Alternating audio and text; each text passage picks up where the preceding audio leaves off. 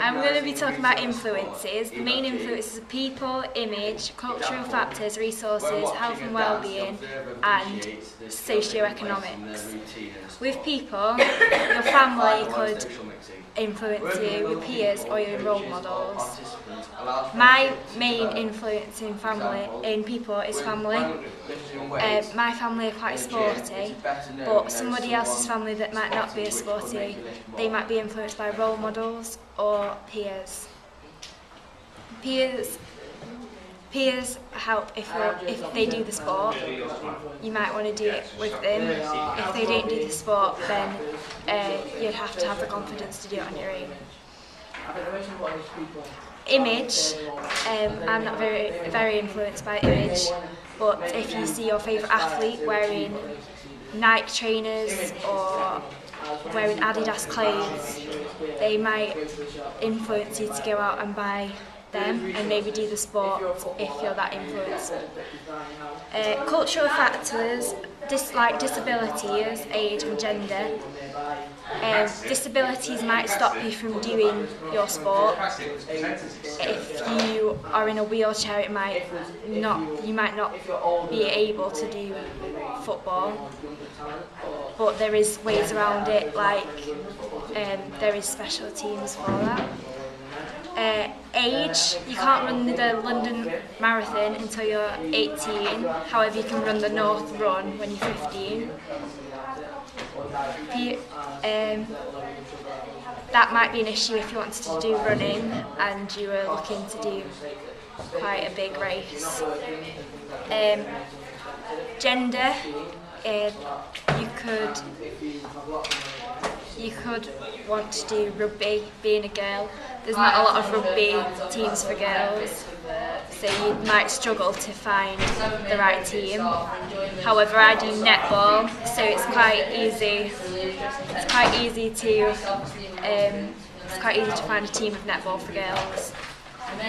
Resources, availability. Skiers in England might struggle to find a slope as there's only the chill factor, or there's not really any other places in England.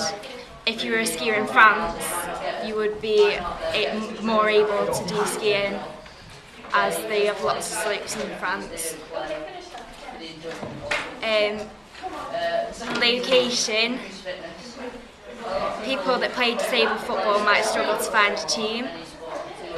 There's one in Blackburn, but if you're going from here it takes at least an hour to get down there.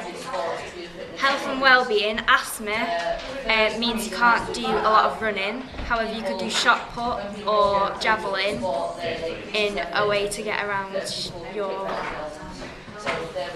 ailment. Socio-economics, your parents can pay for clubs. In school, most places it's free to do a sport, but if you want to go outside and do clubs, you might have to pay. If your parents then lost their jobs, they would no longer be able to fund your sport. The fifth reason for me, that's my belief, just intention. A lot of people go. I'm going to evaluate the 5 reasons never mind. I don't get what Kate just. I'm going to evaluate the 7 benefits. The first one is to feel good when you're doing sport, to relieve stress, to improve self-esteem, to improve your health, for enjoyment and a mental challenge, and to increase fitness.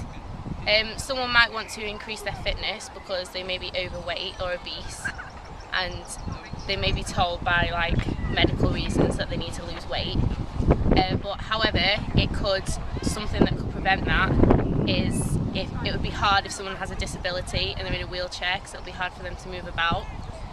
Another reason to relieve stress and tension is exercise releases a hormone called serotonin, which makes you feel good and gives you a good sense of achievement.